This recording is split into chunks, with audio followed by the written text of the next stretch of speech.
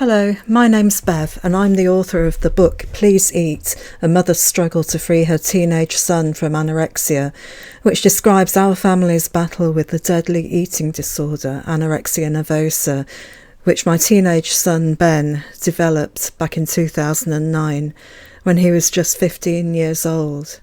One of the things that was so terribly sad about anorexia, and especially back then in 2011, which is when I wrote this blog, was that there was still a massive stigma attached to it. The kind of stigma where they would blame the parents. They would say, how did they let him get like this? Or why did they let him get like this? Or couldn't they have stopped it? Or it must be the parents' fault.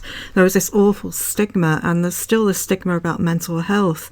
And I'm delighted to say that gradually today in 2022 this is becoming less and less the case, as eating disorders and other mental health conditions are more understood and more accepted than they ever were back in the day.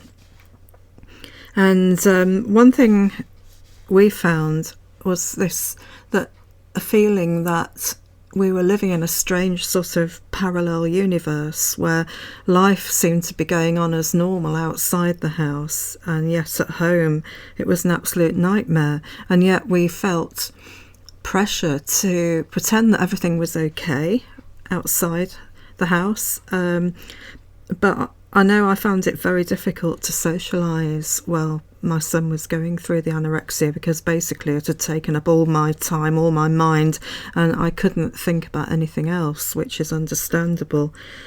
And this particular post is from Wednesday the 19th of January 2011, and it's called Anorexia Parents, The Importance of Good Friends. The trouble with anorexia and other eating disorders is that many people just don't get it. As a parent of an anorexia sufferer, the learning curve is bad enough. I'd never studied as hard as this on my university degree. As a result, you can feel terribly alone, as if you're living in a parallel world to everybody else. Anorexia has meant that Ben and I have discovered who our real friends are, those wonderful, selfless, loving and supportive people who don't just care about what's happening, but who are willing to go through a massive learning curve in an attempt to understand it. Along the line, other friends have moved off the radar. Maybe they can't understand, or simply don't want to understand it, or perhaps they have their own problems to deal with, or just don't want any negativity or hassle in their lives, or maybe they just simply don't know what's going on.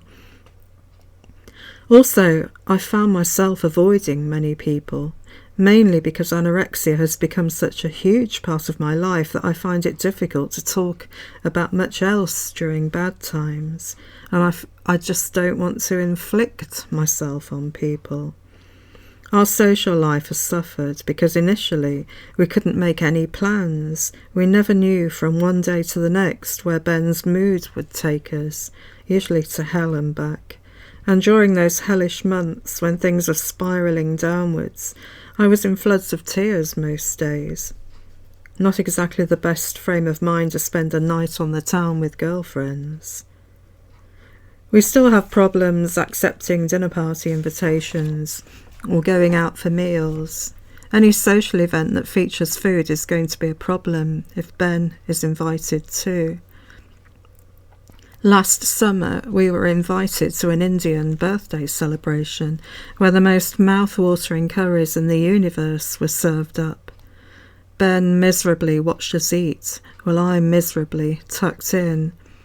Our hosts had no idea what was going on or why we left early. But some people are more than willing to be in on our secret. 11 months ago, I met Sue, one of the most amazing, selfless women I have ever met. Sue got it practically straight away, and what she didn't understand, she was eager to learn. The thing with Sue is that she has her own problems, millions of them, She's had a double mastectomy and suffers from secondary breast cancer, which means that her lungs, liver, spine and various other parts of her body are plagued by tumours. Right now she's on her umpteenth course of chemo and waiting for her hair to fall out again. Yet Sue has been my rock, week in, week out. Throughout our most frightening period of anorexia, Sue was there to offer a willing shoulder to cry on. She understands anorexia more than anyone else I know who isn't directly involved with this horrible illness. I hope I can do the same for her when she needs it.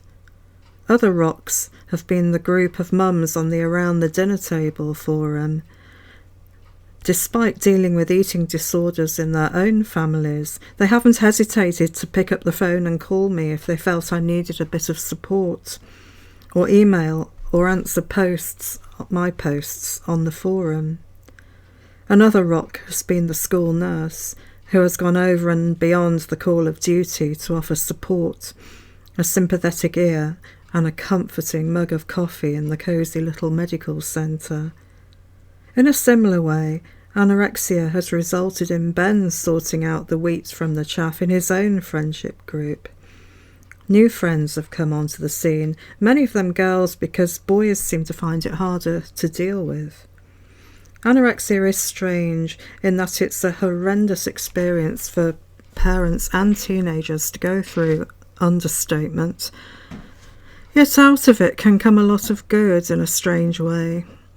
It's made both of us stronger and better people, and it's enabled us to meet strong, supportive and fantastic people too.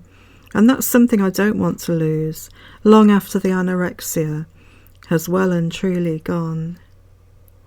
Thank you for listening. You'll find a link below to my blog, and you'll also find a link to my website where you can download free PDFs of my blog, and also a link to Amazon where you can buy a copy of my book.